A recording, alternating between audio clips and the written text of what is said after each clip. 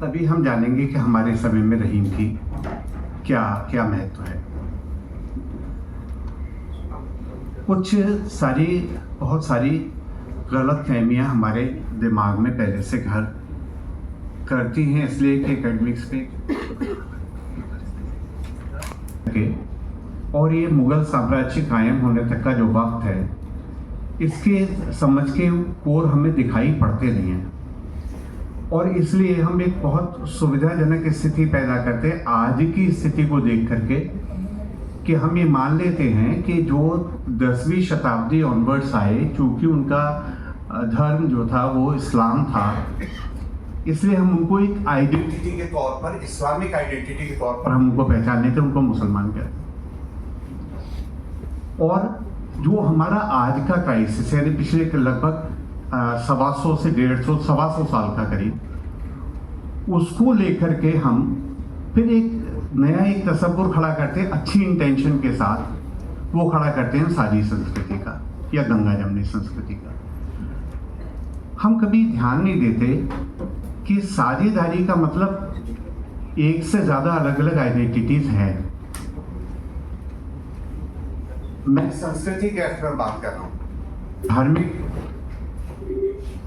गड़बड़ हो रही है।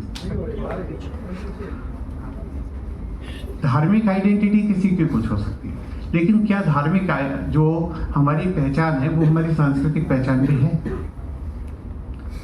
शायद गड़बड़ी ही इससे शुरू होती है। जब हम साझी संस्कृति की बात या गंगा जमनी तहजीब की बात या जब भी बात करते हैं, तो हम दो अलग अलग आइडेंटिटीज को संस्कृति के तौर पर पहचाने होते हैं, जो धार्मिक पहचान है।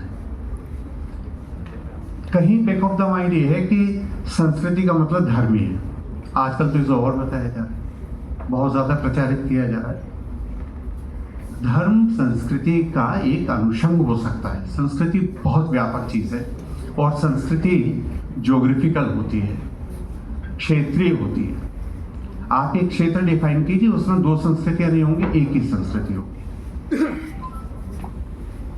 क्योंकि जीने के तौर तरीके में लंबे समय तक, और ये लंबा समय इतना लंबा भी नहीं है, मनुष्य सभ्यता के इतिहास में धर्मों के इतिहास बहुत थोड़ा सा है। जरा सा पीछे जाके कहां तक जाएंगे आप? कितना देखेंगे? आप चले जाइए बाइबल तक, 2000 साल।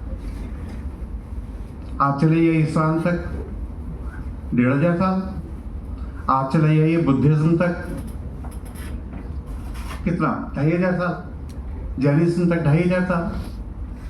और मानव सभ्यता का इतिहास। दिक्कत यहाँ पर है। दिक्कत यहाँ पर भी है कि हमारे पास इतिहास की जो चीजें मौजूद नहीं है, वो शायद गलत हाथों में रही हैं, जिन्होंने हमारे पूरे इतिहास को धर्म के सांचे में ढाल करके हमारे सामने रखने की कोशिश की है। ये कोशिश उन लोगों ने भी की जो उपनिवेश बनाए हुए थे यहाँ पर, और उन चीजों का कीर्तन हमारे यहाँ भी कुछ वक्त तक हुआ, और जो उसके विरोध में हुआ वो और भी खराब हुआ। ये एक दिक्कत है। ये जो जिस हम संस्कृति की जब हम बात कर रहे हैं, हम किस साझेपन की बात कर रहे हैं? साझी संस्कृति में जब हम बात करते हैं, किस साझेपन की बात करते हैं? क्या हम यवनों, तुर्कों, मंगोलियाइयों, यूनानियों या ईरानियों या अफगानियों या शकों या हूणों या गुर्जरों के साथ साझे की बात करते हैं? आप पाएंगे कि नहीं, ऐसा नहीं है। तो सब थी ना, आई ना लगा था। फिर क्या हुआ? क्या साझी संस्कृति में आखिरकार जाकर के दो फरीक कैसे रह गए? धार्मिक स्तर पर बात करें तो इस्लाम 7वीं शताब्दी, बुद्धिज्म ईसापुर, जैनिज्म ईसापुर। क्या जब हम साझी संस्कृति की बात करते हैं तो हम बौद्धों, जैनों और इनके साथ साझी की बात करते हैं? हम पाएंगे कि नहीं करते। तो इसका मतलब ये है कि ये एक पॉलिटिकल एजेंडा है जिस पर हम संस्कृति को जबरदस्ती लाने की कोशिश कर रहे हैं। एक बात तो ये करनी है, और इस तौर पर मेरा अपना आपको प्रस्ताव ये है कि ये साझी संस्कृति कोई अच्छी चीज नहीं, खराब चीज है, जो गलत तरीके से चीजों को समझने को हमें कर रही है, और ये कभी उस मेल को होने नहीं देगी। मेल संस्कृतियों का होता रहता है। मनुष्य है, विकास होता रहता है, अलग अलग जगह अलग अलग विकास होता है, चीज़ें शामिल होती है, मिलते हैं एक दूसरे से, और वो लगातार एनरिच होती चली जाती है किसी भी जगह की संस्कृति। बचता वो नहीं है जो पहले था, बचता वो भी नहीं है जो आया है। बहुत अच्छे से यहाँ से फिर मैं अपनी बात करूँगा। रहीम ने बहुत अच्छे तरीके से इस बात को कहा है, बशर्ते वो समझा जाए, हम समझते किसी और उसमें, और वो मेल के संदर्भ में कि मेल कौन सा बेहतर होता है जब दोनों मिलकर के एक और चटकीला चमकीला रंग बनाते हैं। जो जर्दी हरदी तजे, जो जर्दी हरदी तजे, तजे सफेदी चून। हल्दी को और चूने को मिलाइए, अब वो न पीला है न वो सफेद है, वो लालिमा की तरफ हो जाता है। दोनों से कुछ छूटता है और जो बनता है वही फाइनल होता है, वो एक होता है। उसमें दोनों अस्तित्व नहीं बचते, सफेदी नहीं बच रही, जर्दी नहीं बच रही। तो इस तरीके से हर संस्कृति, भारत की नहीं, हर संस्कृति इस तरीके से एनरिच होती रहती है। बस एक और बात इस सिलसिले में कि जैसे आज जितने यहाँ पर बैठे हुए हैं सब जरा मुझे एक बात ये बता दें कि आप जब लोग अपनी बर्थडे मनाते हैं, जन्मदिन मनाते हैं, तो क्या करते हैं? केक काटते हैं? काटते हैं? ये केक कोई साझी संस्कृति बनी? आपको लगता है कि आप वो काम कर रहे हैं जो पुराने भारत से नहीं हो रहा था? शामिल हुआ ना? जागरण होता है, हलवा खाते हैं, हलवे का प्रसाद लगता है। क्या हलवा पुरानी भारतीय चीज है? आप रोटी खाते हैं, क्या रोटी पुरानी भारतीय चीज है? चलते चले जाइए, चलते चले जाइए, लगेगा कि अलग अलग समय पर अलग अलग जगहों के लोगों से जो हमारे संपर्क हुई चीजें आती चली गई, शामिल होती चली गई, और आज हमें वो लगती नहीं कि अलग है। फिर हम किसी एक काल विशेष से कुछ चीजों को अलग क्यों मानना चाहते हैं? ये एक विचार का बिंदु है। रहीम पहली जनरेशन के भारतीय हैं, पिता उनके भारतीय नहीं थे। रहीम का जन्म भी आज के भारत में नहीं हुआ था, उस समय के भारत में हुआ था, वो लाहौर में पैदा हुए थे। रहीम के पिता बैरम खां भी अच्छे वॉरियर थे, रहीम भी बहुत अच्छे वॉरियर थे, बड़े योद्धा थे, और अकबर लगभग इन पिता पुत्र पर बहुत निर्भर रहा।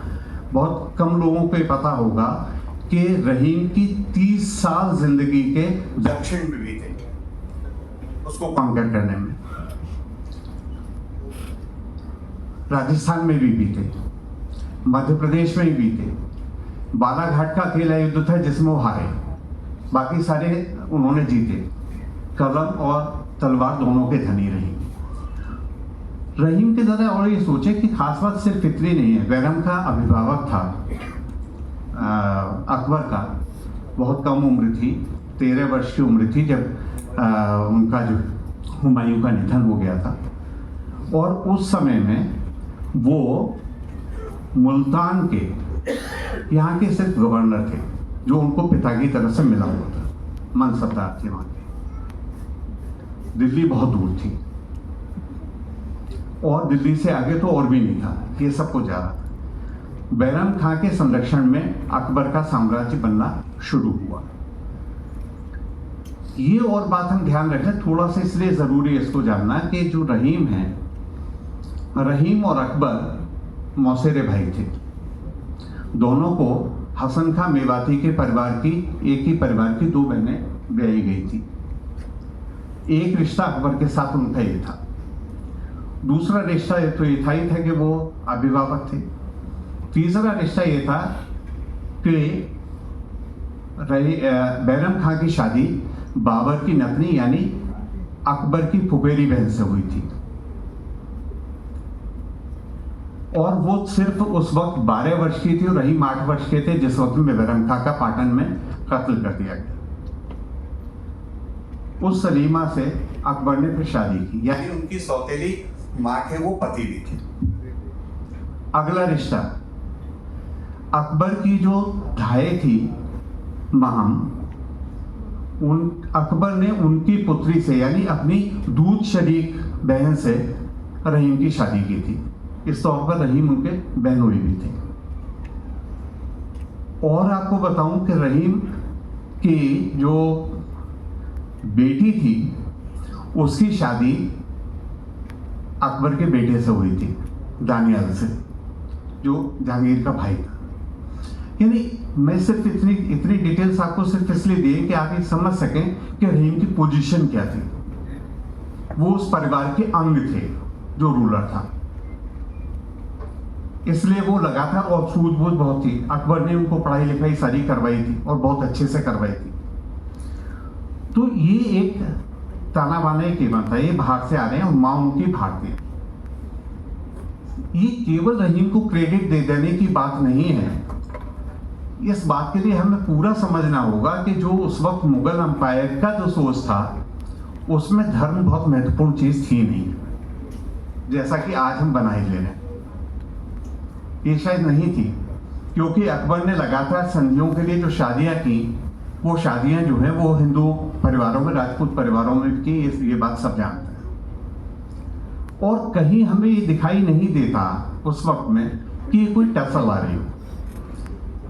इसलिए जब हम बात करते हैं भक्ति के उद्भव की भी जब बात की जाती है और ये बातें की जाती है तो ये हमें बहुत स्टीरियोटाइप मालूम होती है।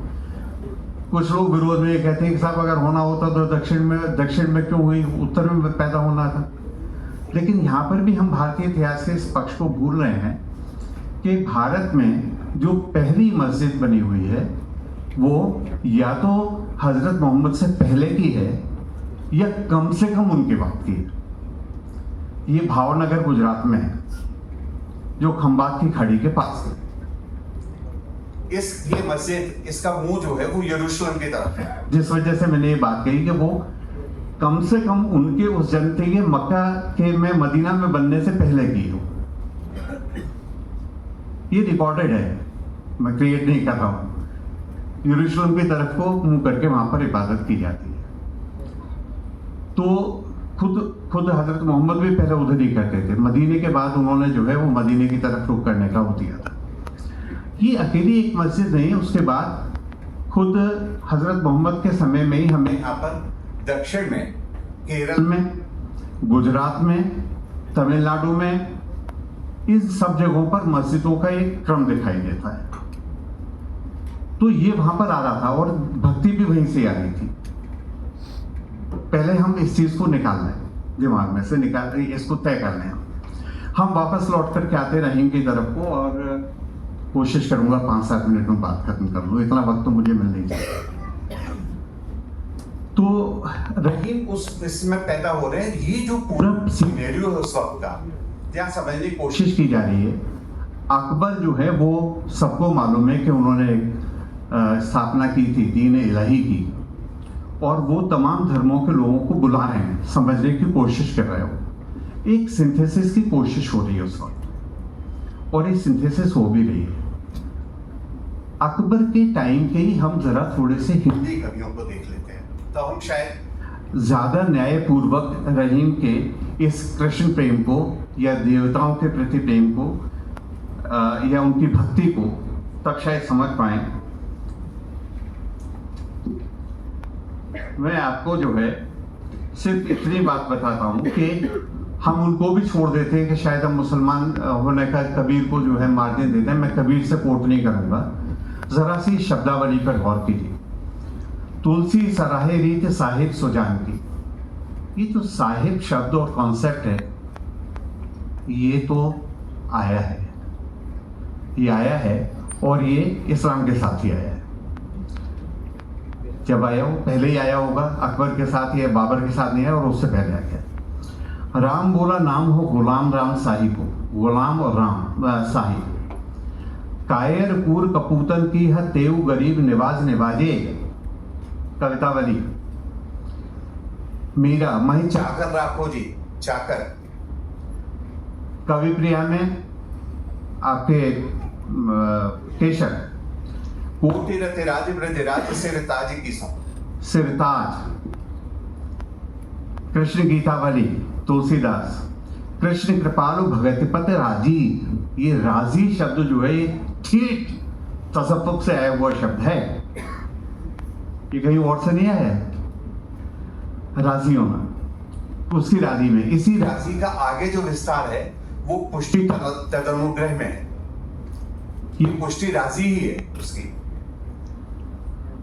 जो करता भरता हरता सो साहिब दीन दुनी को। देखिए दीन और दुनिया का कॉन्सेप्ट कविता वाली में।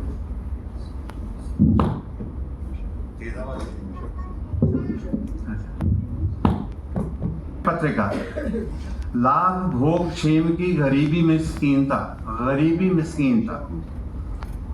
कविता वाली पैयत ना छतरी खोज खोजत खलक में। बहुत लंबी लिस्ट है, मैं इसे पढ़ सकता हूँ। ये जो शब्दावली पूरी आ रही है, जो शामिल होकर के ऐसे आ रही है कि तुलसी, सूर और आपके केशव, उन सब में हमको दिखाई दे रही है। मैंने जानबूझ करके एकेश्वरवादी उन कवियों को नहीं चुना है, मैंने सगुण भक्ति के कवियों को चुना है, जिनके ये शब्दावली भरी पड़ी है। अरबी की, अरबी फारसी शब्दावली की आप कल्पना नहीं कर सकते कितनी लंबी। बहुत सारे मेरे पास नोटेड हैं, लेकिन समय इतना है नहीं। इतना ही नहीं है, जीवन में परिवर्तन आ रहा है संस्कृति। हमारे यहाँ प्रोफेसर गोवर्धननाथ शुक्ल जी थे, राजीव वैसा के पिताजी। उनका एक लेख है उस पर, जिसमें उन्होंने किया है कि ये जो श्रृंगार वहां पर होता है कृष्ण मंदिरों में, मथुरा में, उस पर उन्होंने काम किया है। तो उसमें जो उनकी पोशाक है, वो पोशाक पुरानी भारतीय पोशाक नहीं है।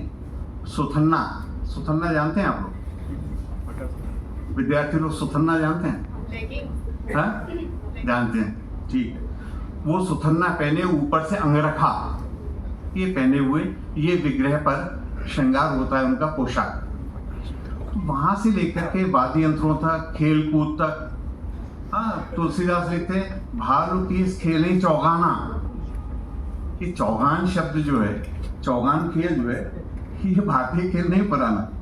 तो ये बहुत सारी ऐसी चीजें हैं, इन पे हमें ध्यान रखना चाहिए। यानी एक तरफ नहीं देखें। अगर हम एक तरफ देखेंगे तो हमें लगेगा रहीम या रसखान जो हैं या बड़े भक्त हो गए हैं, वो उनके भीतर से उमड़ गए, इस वजह से वो ये काम कर रहे हैं, वो ये काम नहीं कर रहे हैं। वो जो संस्कृति उस वक्त में बन रही है, हल्दी और सफेदी छूने की छोड़ करके, ये उस संस्कृति को अभिव्यक्त कर रहे हैं। ठीक है। अभी बात दिलीप